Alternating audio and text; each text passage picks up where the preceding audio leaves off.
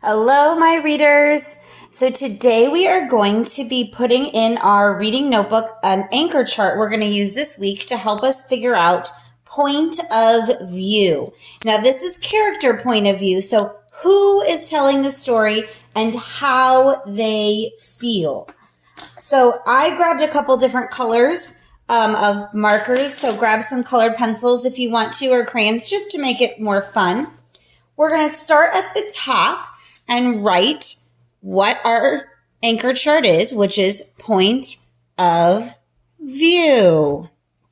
Point of view. And what we're talking about is the perspective. That's the way someone thinks, the perspective from which a piece of text is written. So, point of view, which we've talked about before with our nonfiction text, was how the author was feeling. The one we're going to talk about today is how a character is feeling, but it's still the same. The perspective from which a piece of text is written. And the way that we're going to look at ours today is we're going to be thinking about who is telling the story and how do they feel. So those are our words we're going to be thinking about. Who and how. So there are 3 points of view we're going to focus on.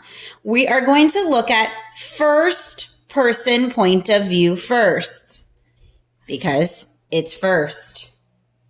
So first person point of view is told from the viewpoint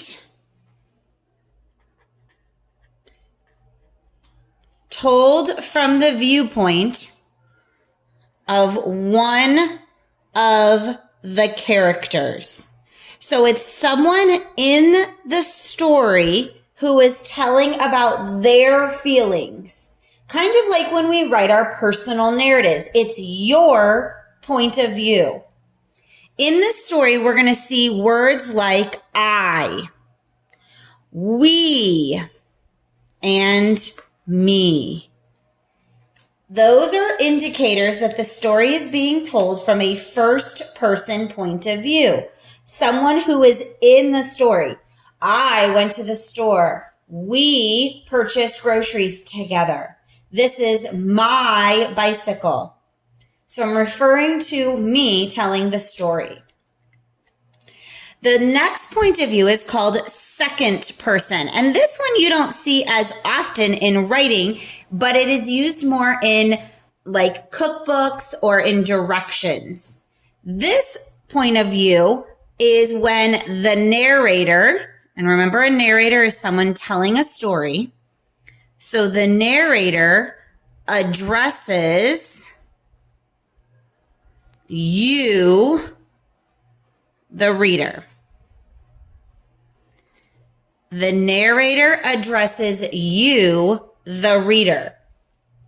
The words that you will see in second person are the words you and your.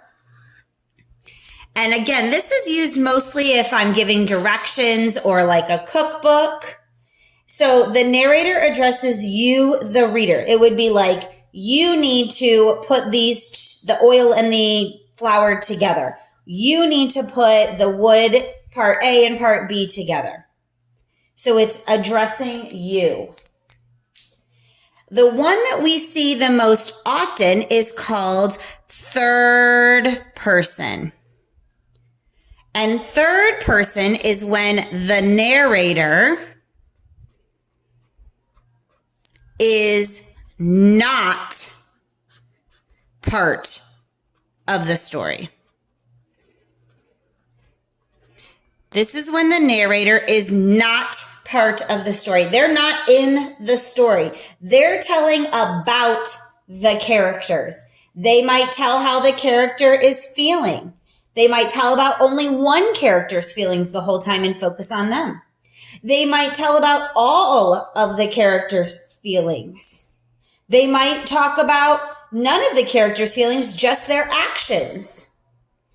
The words that we would see to know that it's third person are the words like he, she, him, her, they, or it might just use a character's name, like Susie, Tommy, Billy. So third person is someone not in the story. I often think of like the Three Little Pigs when I think of third person. The Three Little Pigs is talking about all three of the pigs and the wolf, and there's no one in the story telling it. It's like someone's looking in the window to tell it. Where first person is I'm in the house telling my point of view. And then second person would be them giving me the directions on how to build the house. So have this available all week. You're going to be hearing us say first, second, and third. Who's telling the story? You have to figure that out before you can determine how they feel in that story.